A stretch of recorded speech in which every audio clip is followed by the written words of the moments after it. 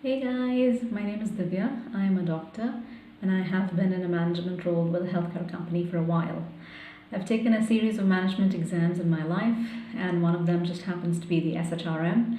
I've been doing a series of videos on my channel to help everybody out in the community get SHRM certified. I really hope that these videos are helping you. If they are, please take a moment to subscribe to my channel. It will keep me motivated and will help me make more and more videos. Okay guys, so I've done an entire series of a countdown to the marathon or to the day of the exam, and my last video was 10 days to the SHRM. If you're taking the SHRM exam in the winter session, meaning before the 15th of February 2021, I know that there are probably less than 5 days left for you in terms of taking the exam.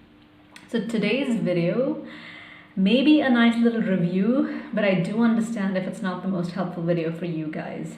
This is really a video for everybody taking the exam the next session, because I thought that I've done everything possible for the winter session or the people taking the exam on February 15th.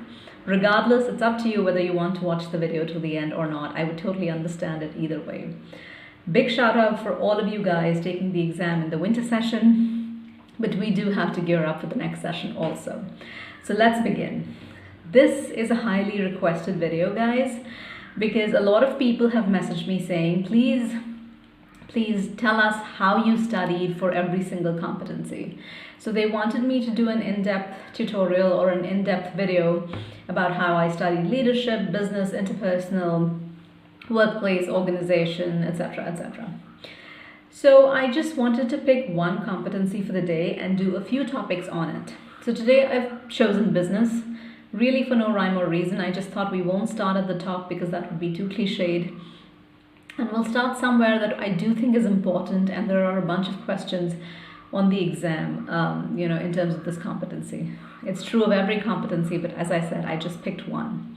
So what I'm going to do here today is go over a few topics in the business competency, tell you what I studied and how I studied, why I think something is important or why I think it isn't, and then go from there.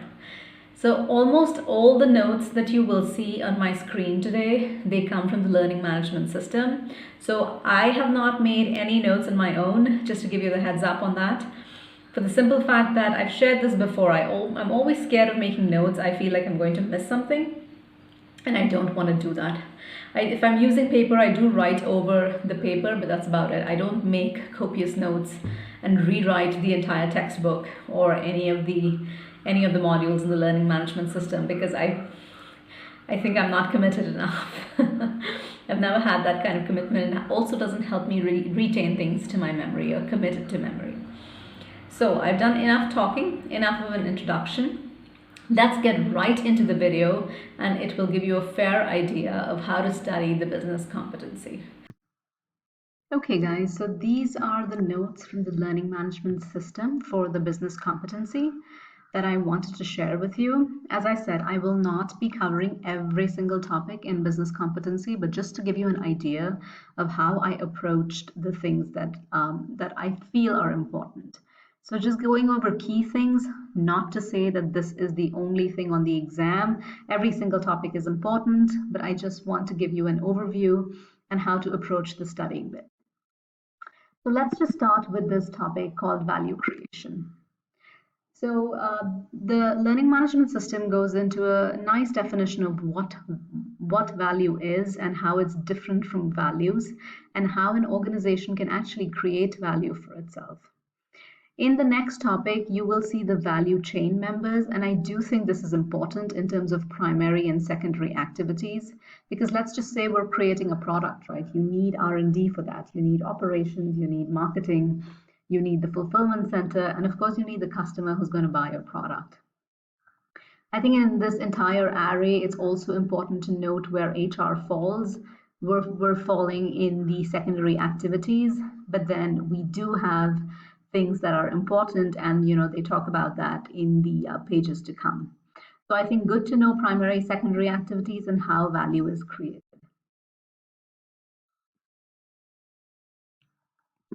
The other important thing that I do think is covered in the business competency are organizational and product life cycles. I'm so sorry. This, I think, is a really good chart. Like, what happens when you have a startup and what happens when you have a really mature or an organization that's been around forever. So the introduction, growth, maturity, renewal, no growth and decline, I think they're very good concepts in terms of company life cycles or product life cycles, and it's good to go over them. I also like this table that's been presented in the learning management system, which gives you characteristics for each phase and what the impact would be on HR strategy. So I think when we read through any of these, we should keep in mind what kind of questions can be asked. So if a question says, in which phase would you focus on tactical buildup of talent? So if we read our notes right, we should know that that falls under growth.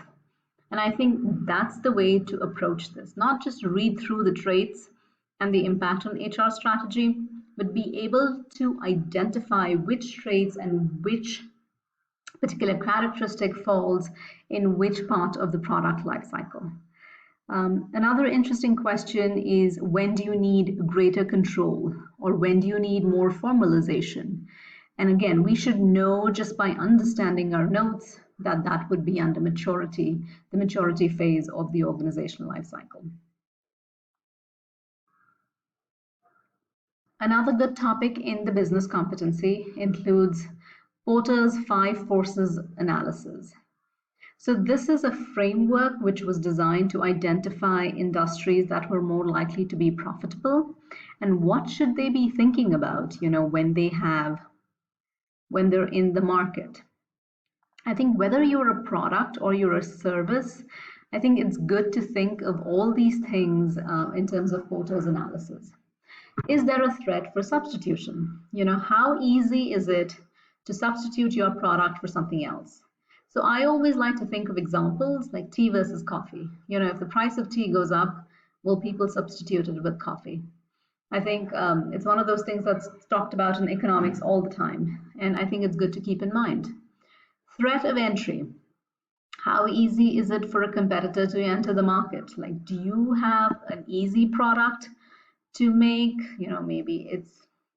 Maybe it's just a sticky note that you make, but maybe it's also a very complicated software product used by certain hospitals, which means that threat of entry is probably lower because you have expertise in making this product. So what is the HR professional's role? Know that if you have threat of entry, then you need to support rapid decision making and response. Then you look at bargaining power of suppliers. Maybe you make laptops. Now, how important is it for the people who supply the hardware to make the laptops, and how many suppliers are there in the market? Let's say the suppliers are few and I make a laptop, then we should ensure that skills such as negotiation and managing risk and competencies like ethical practice and relationship management are taught and included in the job descriptions. What is the bargaining power of buyers? So I think it's good to know bargaining power because you need to know what kind of options people have. So let's take the example of the cell phone market. So do you have a lot of competitors in terms of cell phones? I think the answer is yes. So if you make a cell phone, I think you probably know that buyers have a lot of bargaining power. And if you're supplying cell phones, let's say, to an entire organization because you have a contract, it's really good to develop long-term or sole source relationships with those particular organizations so that you retain certain bargaining power and don't give everything up to the buyers. Rivalry among existing competitors. So I think this is a nice point in terms of saying that all the other forces have the potential to increase competition within an industry, and a concentration of suppliers or buyers will trigger competition. And the insecurity caused by ease of entry into the market and substitution can lead to price-cutting wars and product or service design aimed at locking in customers. These are important points, and I think it's good to know Porter's 5 forces. It was something that's interesting and good to go over. Another thing that I found interesting in the business competency was budgeting. You know, the different forms of budget that the companies and organizations use. And I think we should be able to define these terms. What's incremental budgeting? Increasing from the previous year. What's zero-based budgeting? You know, every item should be proposed anew, but then how this can be very time intensive. If I need new laptops for my team, we got to start from base. If I need new team members to be hired, start from base. Activity-based budgeting, how can you allocate it for different activities and estimate funding requirements? Why is this important? It gives leaders more control over spending decisions. And then you also have formula-based budgeting, where the total amount of functions budget is according to percentages. So I think all these things with characteristics and examples are good to know, because there can be several questions on this topic. Now, one of the most important questions or frequently asked questions that I've received is, Divya, did you commit all those financial ratios and formulas to memory? So what I did while studying is that I definitely understood what the financial statements mean. What does a balance sheet mean and what does it show? You know, it shows assets and liabilities. It's like a snapshot of assets and liabilities at a particular time. And they've given examples of these balance sheets or financial statements. I didn't commit the examples to memory, but I think it's good to understand what they really reflect, what an income statement would reflect, and what a cash flow statement would reflect. Another very important question, did I memorize all the ratios, which are indicators of business health? So these I definitely committed to memory, you know, what a current ratio is, what's the debt to equity ratio. But even more important than knowing the formula is knowing the description. When you have a number which is current assets over current liabilities, and we get some number, what do we really understand by that number? I think so understanding this particular description is important. Like a liquidity ratio indicates the level of working capital. So a higher current ratio means you have a higher working capital. And you can go over these. I think the descriptions are well written. And as you read through them, I think you understand more and more of what these financial ratios really mean. A lot of people have also asked me if I had tons and tons of questions in terms of formulas and financial ratios. I didn't on my actual exam, but I really don't know what the other exams look like. I did notice that the practice exam, the post-test, the initial assessments, and the quizzes do have questions relating to financial ratios and financial statements. So I did conclude that these are important topics and I wanted to understand them. So this would be my little summary about the business competency. As I said, I've not covered every single topic, but I do hope that this has helped you. Okay guys, so this was my brief synopsis of the business competency. As I said, not every single topic has been covered. It's been just some important topics, some things that I saw on the practice exam, on the quizzes, and I felt that I should discuss with you. And more than going over every single topic, I really think it's just an approach. It's just a suggestion of how we should approach to study. Once again, I really hope these videos are helping you. Thank you so much for watching.